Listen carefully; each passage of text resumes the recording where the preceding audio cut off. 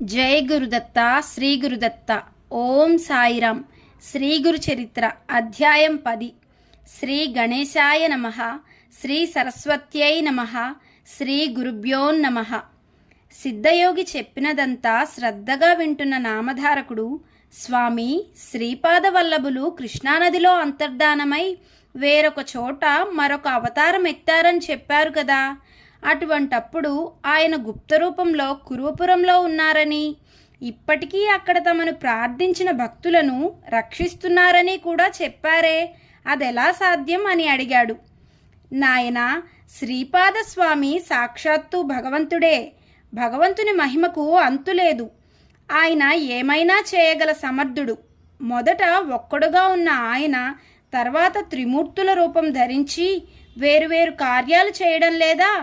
శ్రీపాదులు ఆ త్రిమూర్తుల స్వరూపమే. ఆయన మహిమకు సంభవము అసంభవము అన్నది లేదు. ఆయన అంతర్ధానం అయ్యాక కూడా ఆ క్షేత్రంలో తమను ఆశ్రయించిన భక్తులను రక్షిస్తున్నారని తెలిపే దివ్య లీలను ఒకదానిని చెబుతాను విను. కాశ్యపస గోత్రీకుడైన వల్లభేషుడనే బ్రాహ్మణుడు వాణిజ్యం చేసుకుని జీవిస్తుండేవాడు. అతని కుటుంబం చాలా పెద్దది. కురువపురంలో అంతర్హితుడైన శ్రీపాదస్వామి తమను సేవించిన భక్తులను రక్షిస్తూ సూక్ష్మ రూపంలో ఆ క్షేత్రంలోనే ఉన్నారని విని అతడు స్వామికి భక్తుడయ్యాడు. అతడు ప్రతి సంవత్సరము నియమంగా ఒక్కసారైనా కురువపురం దర్శించి స్వామిని సేవిస్తుండేవాడు. ఒకనాడతడు స్వామిని స్మరించి తనకు వ్యాపారంలో మంచి లాభం వస్తే స్వామి దర్శనానికి కురువపురం వెళ్ళి అక్కడ ఆయన ప్రీతి కొరకు 1000 మంది బ్రాహ్మణులకు సంతర్పణ చేస్తానని మొక్కుకున్నాడు. అప్పటి నుండి అతడు స్వామిని స్మరించి ఏ పట్టణానికి వెళ్ళినా అక్కడ స్వామి దయ వలన అతడు ఆశించిన దానికంటే ఎన్నో రెట్లు ఎక్కువ లాభం రాసాగింది. అందువల్ల అతని భక్తి విశ్వాసాలు మరింత దృఢమయ్యాయి. అతడు తనకొచ్చిన లాభానికి ఎంతో సంతోషించి తన మొక్కు చెల్లించడానికి కావలసినంత డబ్బు మూటగట్టుకుని కురువపురానికి బయలుదేరాడు. 4 దొంగలు అతని వద్ద ఎంతో డబ్బున్నదని పసిగట్టి యాత్రికుల వేషాలు ధరించి అతనికి తోడైనారు. తాము కూడా ప్రతి సంవత్సరము కురువపుర యాత్ర చేస్తుంటామని చెప్పి అతనితో ఎంతో ఆదరంగా ప్రవర్తించి అతనిని నమ్మించారు. ఇలా 2-3 రోజులు ప్రయాణం చేసి వాళ్ళంతా ఒక నిర్మానుష్యమైన ప్రదేశానికి చేరగానే ఆ దొంగలు అతనిపై పడి అతని తల నరికి అతని వద్దనున్న ధనం అపహరించారు. తర్వాత ఆ సంగతి ఎవరికీ తెలియకుండా చేయాలని తలచి ఆ దేహాన్ని దహనం చేయడానికి సిద్ధమయ్యారు. వల్లభేషుడు మరణించే ముందు చివరి క్షణంలో శ్రీపాద వల్లభ అని కేక పెట్టాడు. అందువలన భక్తరక్షకుడైన శ్రీపాద శ్రీవల్లభులు జడలు, భస్మము, త్రిశూలము ధరించిన యతి రూపంలో ఆ దొంగలకు ప్రత్యక్షమై త్రిశూలంతో వాళ్లను పొడిచి చంపారు. అప్పుడు ఆ దొంగలలో ఒకడు ఆయన పాదాలపై పడి, ప్రభు, నేను దుష్టబుద్ధితో ఈ బ్రాహ్మణుని వెంబడించలేదు. నేను తెలియక వీరిని దారిలో కలిశాను. నిజానికి నేనెన్నడూ దొంగతనం చేసి ఎరుగను. సర్వసాక్షి అయిన మీరు అంతర్దృష్టితో గమనిస్తే మీకే తెలుస్తుంది. స్వామి, నన్ను క్షమించి విడిచిపెట్టవలసినది అని ఆయనను శరణు వేడాడు. స్వామి అతనికి అభయమిచ్చి కొంచెం విభూది ప్రసాదించి దానిని వల్లభేషుని శరీరంపై చల్లి తెగిపడి ఉన్న తలను మొండానికి అతికించమని ఆదేశించారు.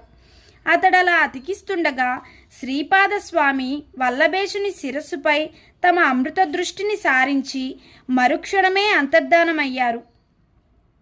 వల్లభేషుడు తిరిగి బ్రతికాడు.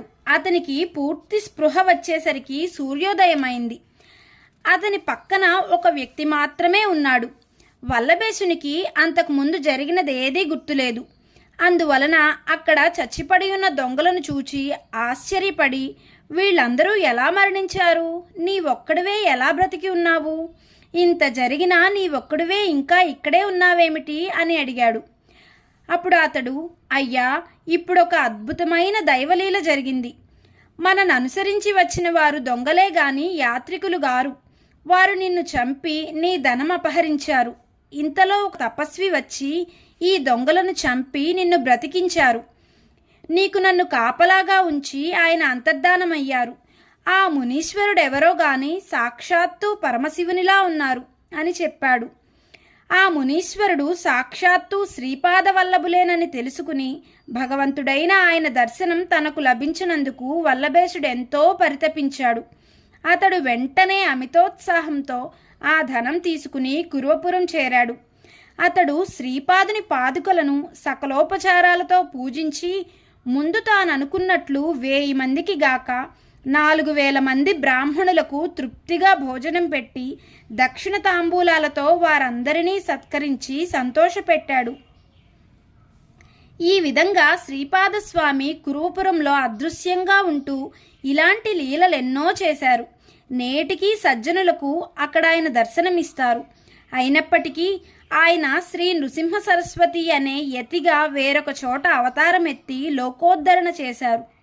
భక్తులెక్కడున్నప్పటికీ శ్రీపాద స్మరణ చేస్తే చాలు, వారికి స్వామి అభీష్టాలనిచ్చి రక్షిస్తారు. అట్టి స్మరణకనుగుణమైన నామం తరతరాలుగా ఇలా ఉన్నది అన్నారు సిద్ధముని. దిగంబర దిగంబర శ్రీపాదవల్లభ దిగంబర, దిగంబర దిగంబర అవధూత చింతన దిగంబర, దిగంబర దిగంబర శ్రీపాదవల్లభ దిగంబర, దిగంబర దిగంబర అవధూత చింతన దిగంబర. శ్రీ దత్తాయ గురవే నమః. శ్రీ శ్రీపాద శ్రీవల్లభాయ నమః. శ్రీ నృసింహ సరస్వత్యై నమః. జై గురుదత్త.